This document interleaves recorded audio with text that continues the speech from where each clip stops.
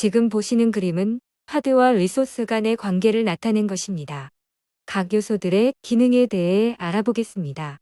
중앙의 파드는 컨테이너를 실행하는 최소한의 단위이자 하나 이상의 컨테이너가 직접 실행되는 곳입니다.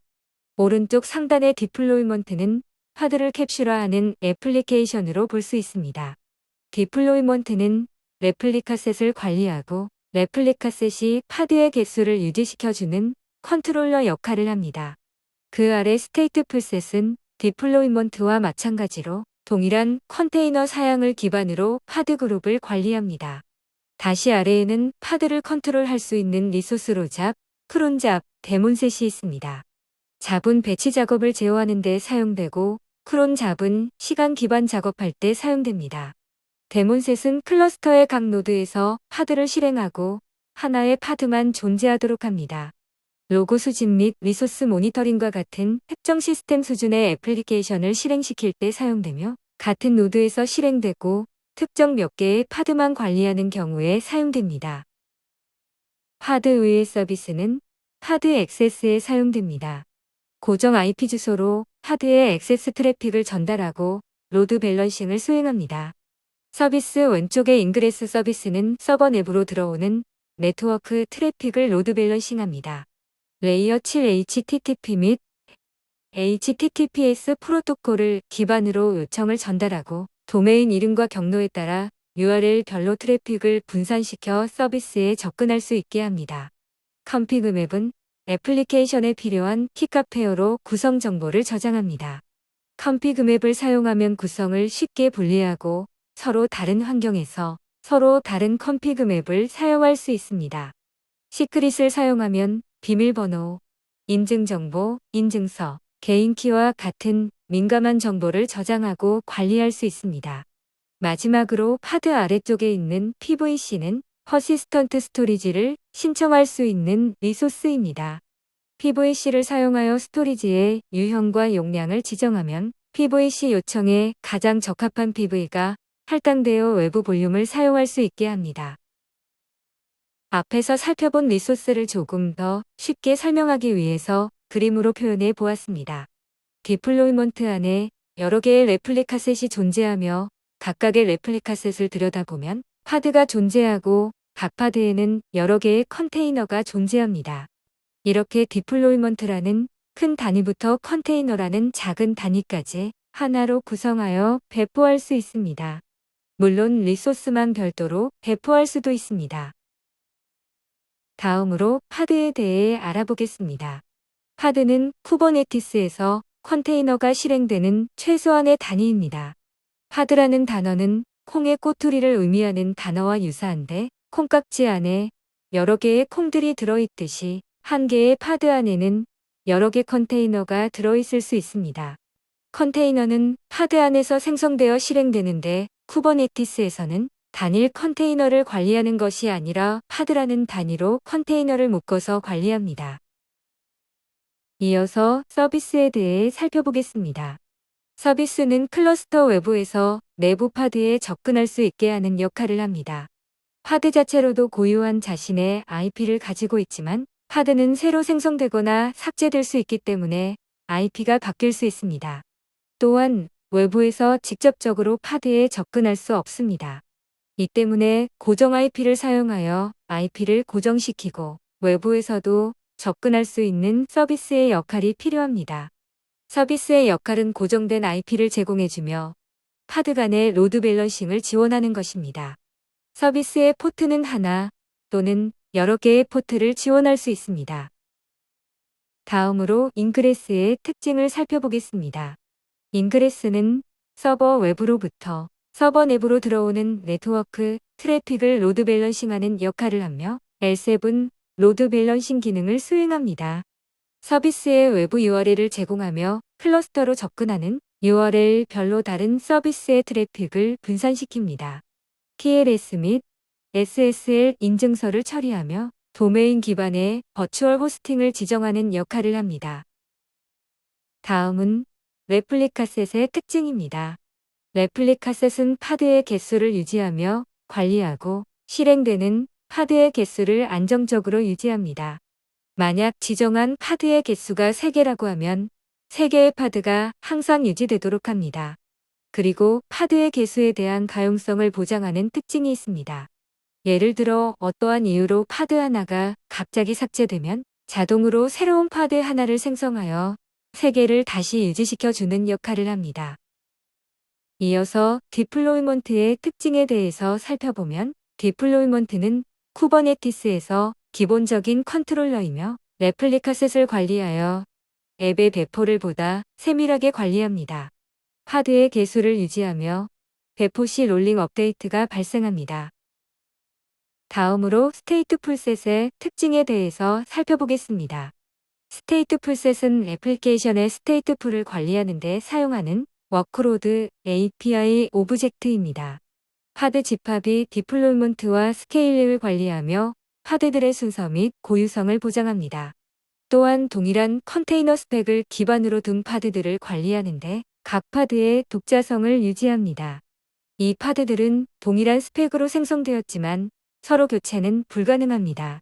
다시 말해 각 파드는 재스케줄링간에도 지속적으로 유지되는 식별자를 가지게 됩니다. 스토리지 볼륨을 사용해서 워크로드의 지속성을 제공하려는 경우 솔루션의 일부로 스테이트풀 셋을 사용할 수 있습니다.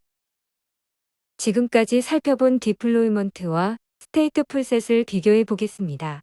디플로이먼트에서는 파드를 관리하는 감독관의 입장으로 파드의 생성, 복제, 삭제를 세팅된 상태로 처리합니다. 레플리카 셋으로 설정된 값에 따라 파드가 갑자기 늘어날 수 있고 줄어들 수도 있는데 이 과정에서 파드의 상태까지 저장하지는 않습니다. 파드가 내부적으로 사용하고 있는 일시적인 스토리지는 파드가 동작하는 동안에만 유효하고 해당 파드가 삭제되면 함께 삭제됩니다. 만약 디플로이먼트이면서 파드의 일부 상태를 저장하고 싶다면 외부 저장소를 마운트해서 사용하는 방법이 있습니다. 이에 비해 스테이트풀 셋은 스테이트풀 방식으로 파드를 관리합니다. 초기 생성 시 파드별로 식별자를 부여해서 만약 파드가 재생성되더라도 그 상태를 유지할 수 있게끔 유도하는 방식입니다. 고유한 이름이 있고 스테이트풀 내부에 파드는 재생성되더라도 순서도 동일합니다. 주로 파드에 DNS를 고정하고 싶은 경우나 스토리지가 동일한 상태를 유지하도록 세팅하는 경우에 사용합니다. 스테이트풀 셋에서 파드는 PVC라는 스토리지를 개별로 할당받아서 사용하게 됩니다. 다음은 잡에 대해서 설명하겠습니다. 잡은 여러 파드를 지정하여 지정된 파드를 성공적으로 실행하도록 설정하는 역할을 합니다. 잡은 배치 작업, 임시 작업 등 처음 한번 실행하고 종료되는 작업에 주로 사용되는 특징이 있습니다. 잡은 파드의 성공적인 완료를 보장하며 단일잡, 다중잡, 병렬잡 3가지 종류가 있습니다. 크론잡은 잡을 실행하는데 스케줄러 역할을 합니다. 데이터 백업, 이메일 송신 등 정해진 시간에 맞춰 반복적으로 잡을 실행해야 할 때 사용하며 리눅스의 크롬텍과 비슷한 역할을 한다고 볼 수 있습니다. 데몬셋은 클러스터 전체의 특정 파드를 실행할 때 사용하거나 특정 노드 또는 모든 노드에 항상 실행되어야 할 특정 파드들을 관리하는 역할을 합니다. 전체 노드에서 파드가 1개씩 실행되도록 보장하며 로그 수집기, 모니터링 에이전트와 같이 모든 노드에 항상 실행시켜야 하는 특정 파드를 관리해야 할 때 사용합니다. 퍼시스턴트 볼륨에 대해 설명드리겠습니다. PV는 볼륨 자체를 의미합니다. 클러스터 외부 스토리지와의 연결을 담당하며 파드와는 별개로 관리되고 생명 주기를 갖습니다. 퍼시스턴트 볼륨 PV는 관리자가 프로비저닝하거나 스토리지 클래스를 사용하여 동적으로 프로비저닝한 클러스터의 스토리지입니다. 사용자가 PVC를 통해서 요청하면 요청에 맞는 PV를 할당합니다. PV와 PVC의 관계는 1:1 관계로 바인딩되며 프로비저닝은 정적 방법과 동적 방법 2가지로 생성됩니다. 앞서 말했던 PVC란 퍼시스턴트 볼륨 클레임의 약자이며 사용자가 PV에게 스토리지를 요청할 때 PVC를 통해서 요청합니다. 요청 시 PVC의 스토리지 용량, 접근 방법, 셀렉터 등을 설정하여 PV에 요청하고 PV와 파드를 연결해 줍니다. SC란 스토리지 클래스의 약자이며 PV로 확보한 여러 가지를 이용해 스토리지를 정리한 리소스입니다. 스토리지 클래스를 미리 정의하면 그에 맞는 PV를 바로 생성할 수 있고 PV에 동적 프로비저닝을 할 때 사용됩니다. 따라서 동적 프로비저닝을 활성화하려면 하나 이상의 스토리지 클래스가 미리 생성되어 있어야 합니다. 앞서 살펴본 PV와 PVC의 생명 주기를 그림으로 표현한 것입니다. 프로비딩은 PV가 만들어지는 단계이며 정적 프로비저닝과 동적 프로비저닝이 있습니다. 바인딩은 PVC에 원하는 접근 방법 및 스토리지 용량을 정의하여 그에 맞는 PV와 바인딩되는 단계입니다. 만약 해당하는 PV가 없으면 PV가 생성되어 연결될 때까지 대기하게 됩니다. 유징은 파드가 유지되는 동안 파드에서 설정된 PVC가 계속 사용되고 있는 단계로 파드가 PVC에서 제공하는 볼륨을 마운트해서 계속 사용하는 단계를 말합니다. 리클레이밍은 사용이 끝난 PVC가 종료 및 삭제되면 사용 중이던 PV는 초기화되어 회수되는 과정을 말합니다. 이어서 볼륨 구조에 대해 살펴보겠습니다. 먼저 정적 프로비저닝 구조입니다. 정적 프로비저닝은 스토리지 관리자가 스토리지 용량과 종류별로 PV를 생성해 놓으면 사용자는 사용하고자 하는 용량의 스토리지를 PVC 요청으로 가장 적합한 PV와 바인딩하여 사전에 준비해 놓은 저장소를 가져다 사용하게 됩니다. PVC 요청으로 PV에서 준비된 가장 적합한 디스크를 프로비저닝하여 사용하게 됩니다.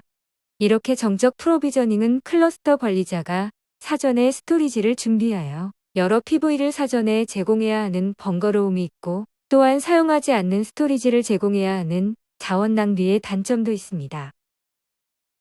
한편 동적 프로비저닝은 앞서 설명한 정적 프로비저닝과의 역할 및 사용 동작은 동일하지만 정적 프로비저닝과 큰 차이점은 사전에 스토리지를 생성해 두는 것이 아닌 요청 즉시 그 용량에 맞는 스토리지를 자동으로 제공한다는 점입니다. 동적 프로비저닝은 퍼블릭 클라우드 환경처럼 스토리지를 유동적으로 제공할 수 있는 환경에서 사용할 수 있습니다. 또한 정적 프로비저닝과 달리 동적 프로비저닝은 하나 이상의 스토리지 클래스 오브젝트를 미리 생성해야 합니다. 스토리지 클래스의 역할은 스토리지 볼륨을 생성하는 역할을 하는데 프로비저너라는 PV 프로비전에 사용되는 볼륨 플러그인을 결정하는 필드가 있어야 가능합니다. 다음으로 쿠버네티스에서는 컨피그 맵과 시크릿이라는 리소스를 활용하여 컨테이너에 대한 설정 정보를 전달할 수 있습니다. 먼저 컨피그 맵에 대해 이해해 보겠습니다. 컨피그 맵은 컨테이너에서 필요한 환경 설정 정보를 컨테이너와 분리해서 제공하기 위한 것으로 일종의 kit밥 형태의 설정 정보를 저장하는 저장소 역할을 합니다. 간단한 문자부터 큰 설정 파일까지 값으로 가질 수 있고 동일한 파드라도 여러 개의 컨피그 맵을 사용할 수 있습니다. 두 번째, 시크릿입니다. 시크릿도 컨피그 맵처럼 일종의 kit밥 형태의 설정 정보를 저장하는 저장소입니다. 하지만 시크릿은 보안 유지가 필요한 자격 증명, 개인 암호화 키 같은 정보를 저장하며 베이스 64 인코딩으로 생성됩니다. 메모리에 저장되는 개별 시크릿의 최대 크기는 1MB입니다. 모든 파드에는 자동으로 연결된 시크릿 볼륨이 존재합니다. 파드 생성 시 사용하고자 하는 컨피그 맵과 시크릿의 정보를 이러한 식으로 입력하면 사전에 생성한 컨피그 맵과 시크릿 소스가 파드에 매핑됩니다.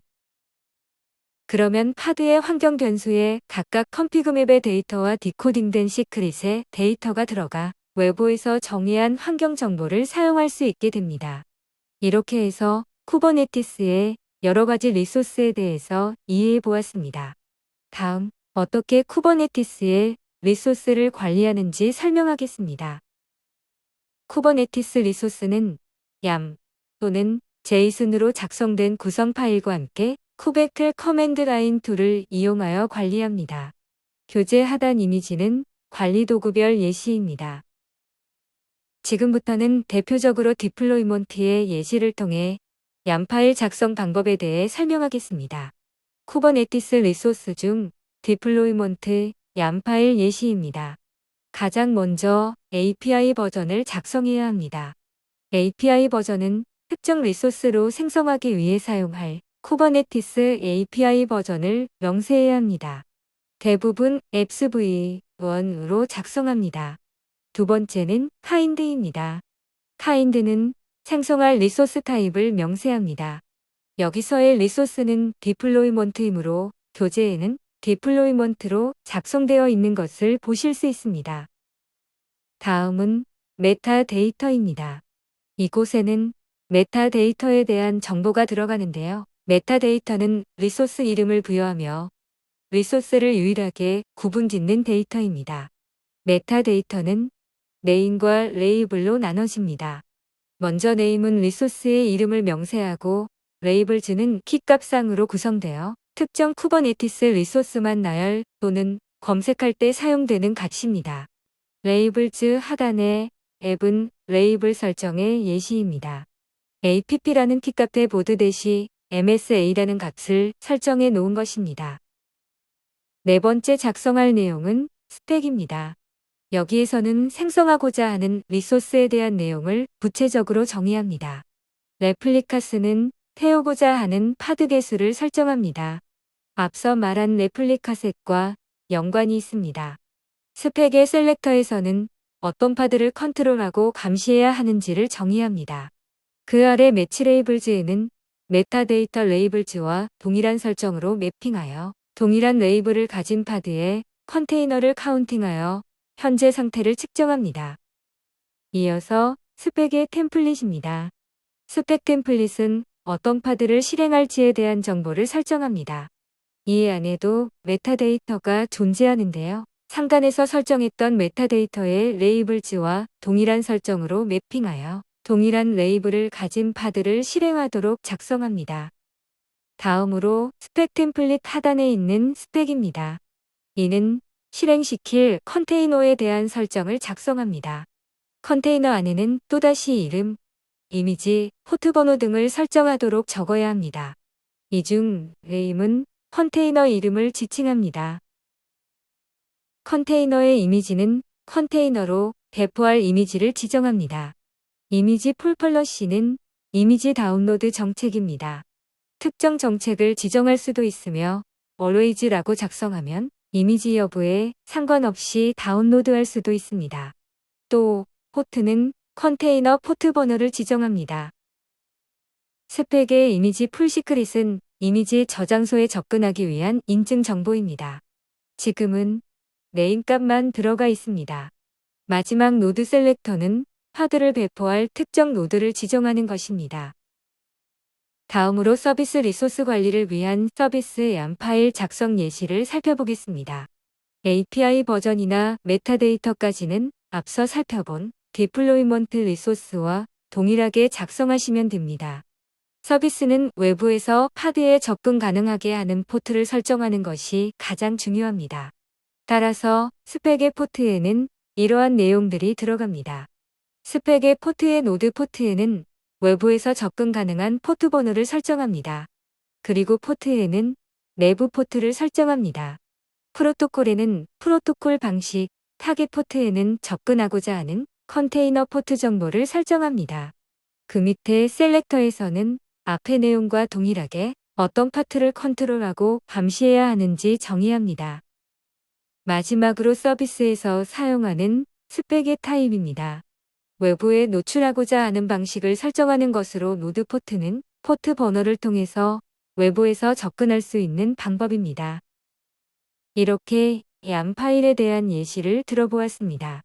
서로 관련된 여러 개의 얌 파일을 하나의 파일로 작성하기 위해서는 중간에 대시 3개로 구분지어 작성할 수 있습니다. 보신 것처럼 얌 파일은 기본 문법이 존재합니다. 들려쓰기는 2칸, 4칸을 지원하며 키와 밸류 사이에는 반드시 빈칸이 필요합니다. 이러한 문법들은 웹상에 보다 상세하게 설명되어 있으니 찾아보시는 것을 추천드립니다. 이것으로 제2장 컨테이너 파드맨 쿠버네티스의 이해를 마칩니다. 제3장에서는 컨테이너 플랫폼을 관리하는 오픈소스 소프트웨어에 대해 알아보겠습니다. 모두 고생하셨습니다.